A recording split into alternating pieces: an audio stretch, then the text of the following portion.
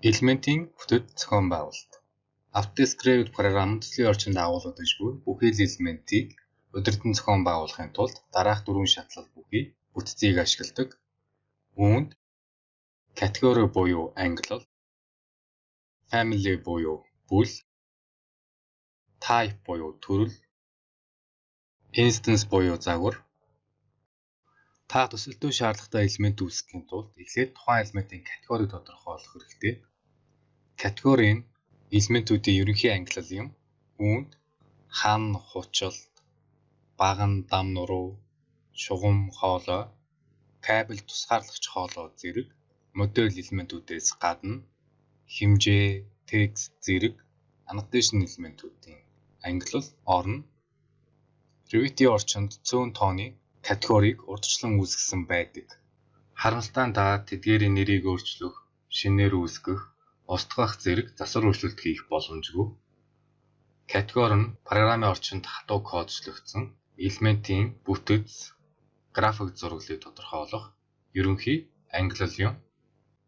Хэрвээ та механик тоног төхөөрөмж байршуулж байгаа бол эхлээд Mechanical Equipment категорид хамааралтай эдхэн байршуулах боломжтой баажийг сонгох хэрэгтэй.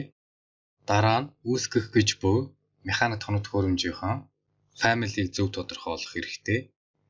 Family нь категори дэх бүлэг элементүүдийн нийтлэг шинж чанар, график зураглалыг тодорхойлох бүл юм.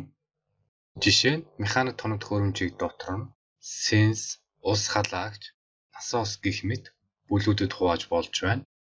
Бүр цаашлаад насосыг шуманд суурилсан насос, шаланд суурлуулах насос гэх мэт нарийн задлж болох юм. Ихэнх family-гийн хувьд хэрэглэгч өөрийн шаардлагад нийцүүлж шинээр үүсгэх боломжтой байдаг.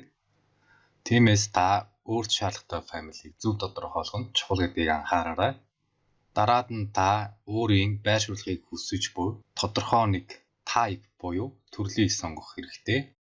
Учир нь family-ийн тухайн элементийн ерөнхий бүтцийг тодорхойлж байдаг бол type нь тухайн элементийн тодорхой шинж чанарыг зааж өгсөн байдаг.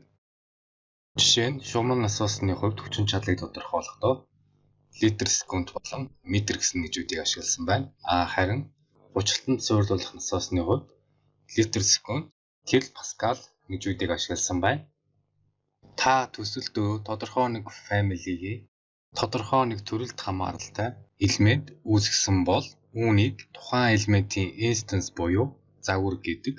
Жишээ нь би төсөлдөө шуман насосын 7.2 литр секунд хүчин чадалтай төрлөөс 4 ширхгийг байршуулвал Revit нь тухайн элементийн график зураглал, харагдах чадварыг категорийн тусламжтай зохион байгуулж, үндсэн хэлбэр загварыг family-гийн тусламжтай үүсгэж, тэдгээрийн хэмжээ болон хүчин чадлыг type буюу төрлийн тусламжтай тодорхойлж, харин instance-ийн тусламжтай хаана хэрхэн байршуулах болоод тоо хэмжээ зэргийг тодорхойлох болно.